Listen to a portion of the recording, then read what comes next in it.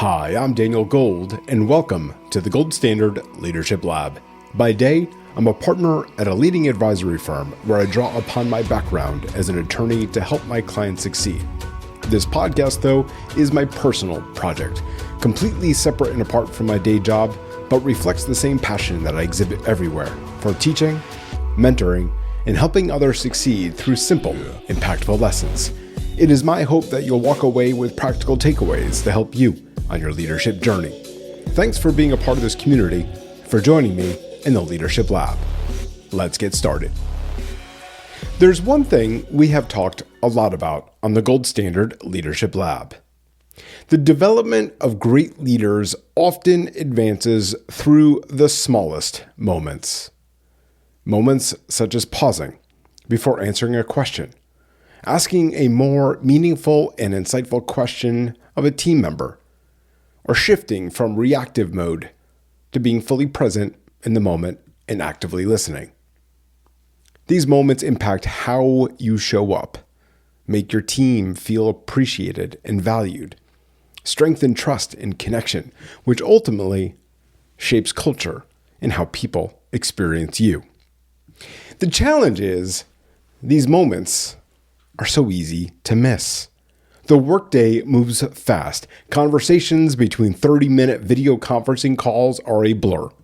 And when so many of us do not have even 5-minute breaks between calls, we cannot stop, reflect, and think about not just a quick summary of what transpired and the action items associated with that meeting, but more importantly, how we show up.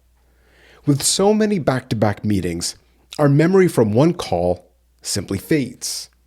And the issue is how we reflect on our communication with our team and our clients. There is a very simple discipline that can help, and today we're going to discuss and review an effortless practice that costs no money whatsoever and built around curiosity and small steps. A practice that gives you a way to capture one moment and return to it later with a structure and a purpose. When you increase your awareness in small increments, you grow your leadership in real increments. It's what I call the curiosity cycle. And the curiosity cycle seamlessly complements existing leadership models by emphasizing self-awareness and reflection, making it easier for leaders to see its practical value in enhancing communication and also trust. And it has two very simple parts. The first, a quick micro capture during the day, and one weekly reflection that sets the focus for the week ahead. Nothing more, nothing less. The strength of this lies in its consistency, though. So let's talk about part one, micro captures. So I'd like you to purchase a separate notepad. It could be a simple 99-cent notebook that you get from the pharmacy, or it could be a fancy one, your choice. If you prefer digital, that's fine too. You can use an app on your phone with note-taking capabilities, but have a dedicated note that exists for the curiosity cycle. What we are going to do, either analog or digital, is write down a short sentence right after a moment of communication, after a call or an in-person meeting. The idea is simple. We want to write it down while the feeling is still fresh. The reflections or micro captures that we're looking for are just that. They're micro. The first sentence that comes to your mind right after the call, right after the meeting. For instance, it could be something like this. I spoke too fast in the project update. Or the team responded well when I asked a clean question. My answer drifted when timelines came up. The opening framing felt clear. Remember, these are not journal entries. These are anchors for later reflection. Okay, so now that we understand that, part one is the micro capture. Let's talk about part two, which is the weekly reflection. So now that we have accumulated some micro captures at the end of the week, this could be a Friday or this could be over the weekend, review your micro captures and adapt your reflection process to fit your leadership style or specific communication challenges, making the practice more relevant and therefore more effective. In other words, this is about pattern recognition. Maybe you noticed a pattern of rushing your first sentence. You have stronger openings when you slow down. You're quick to ask the following question, but you're missing the critical follow-up clarifying question. Or drifting when conversations grow tense. Once you see a thread, some sort of pattern, take the opportunity to isolate a skill that you believe you could practice in the upcoming week. Focusing on just one small area at a time can help you feel confident and capable, make your growth feel much more manageable and also achievable. The concept of choosing just one is actually backed by the science of habit formation research, and the findings are really clear. When you try to change too much at once, you fail. When you pick one specific measurable change that's quantifiable, something shifts. There was a study by a research group called Clear Thinking. They tracked 477 people as they attempted to form new habits. And this group all tested multiple approaches: reminders, commitment devices, social accountability. And you want to know what the winner was? It was habit reflection. Communication researcher Matt Abrahams has also discussed this idea before, whereby practicing reflection and choosing one thing to improve fosters a habit. So this curiosity cycle that I've created here not only enhances self-awareness, but also evolves from post-speech analysis into real-time leadership moments throughout your entire day, every day. The practice of sitting down weekly to review what you actually did and then identify one specific change you want to make, this improves habit completion when compared to all other tested methods. Okay, let's talk about the why. Reflective review creates two things. The first one is awareness, and the second one is agency. You see the pattern. You choose the change, you own it. When you find the one thing that you want to work on, you write a sentence that names your weekly intention. So similar to the micro capture, I need you to keep it short, as the intent here is not creating a journal entry. So for instance, this week, I keep my first response slow and steady. Or this week, I focus on clean questions. Or this week, I stay grounded when pressure rises. Read the sentence daily. In fact, put it on a sticky note and tape it to your monitor so that you always see it. That way you get to practice it, that way you get to track it, and that way you get to grow from it. So I want to also talk a little bit about the science here because it is very interesting to know. When you tag a moment in real time, something critical happens inside of your brain. You are training your attention. And the research shows that immediate capture of experiences improves your awareness of your own thinking and reduces cognitive load.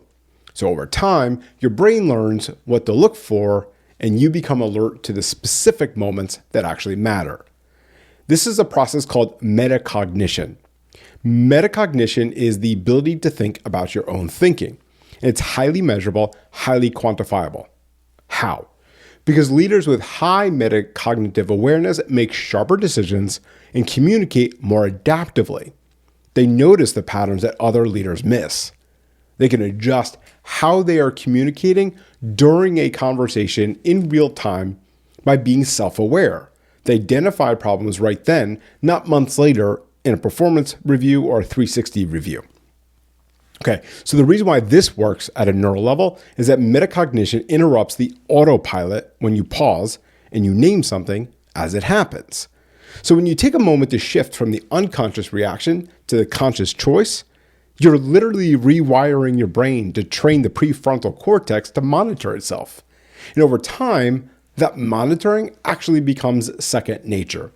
Now, the reason why that works is due to a concept called neuroplasticity, the brain's ability to reorganize itself by forming new neural connections. That's right, our brains are literally like plastic, capable of stretching and growing new neural connections.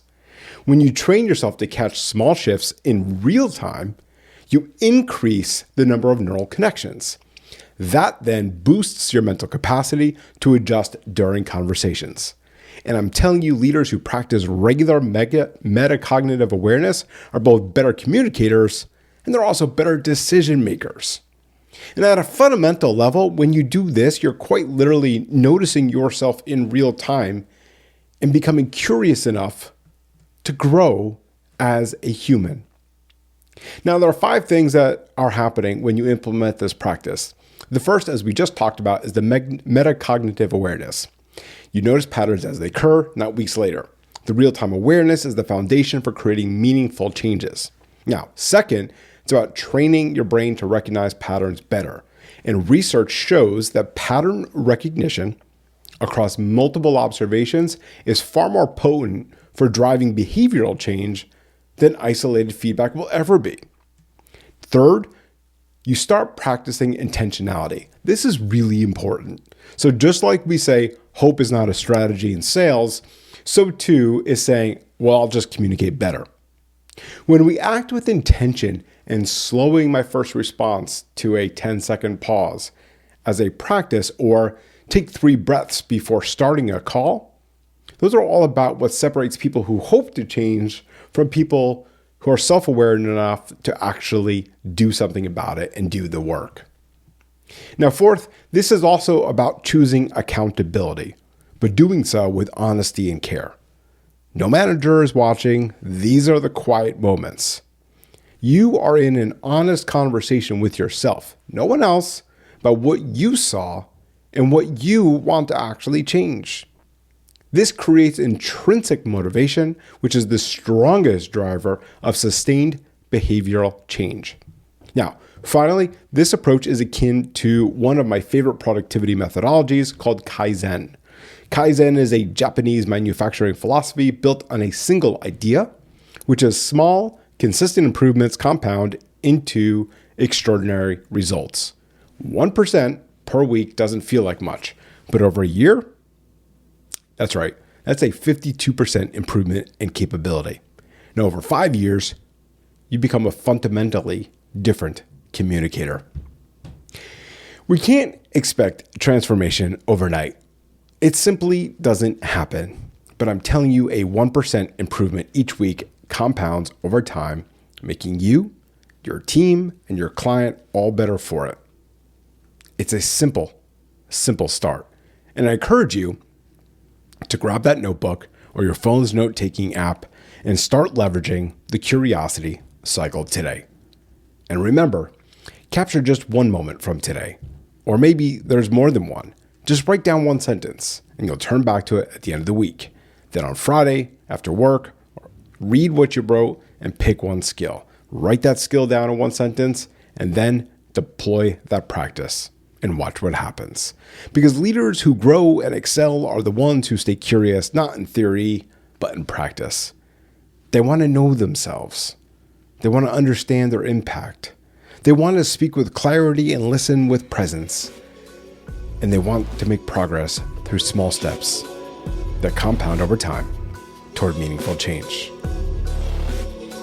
And finally, remember, leadership isn't about perfection.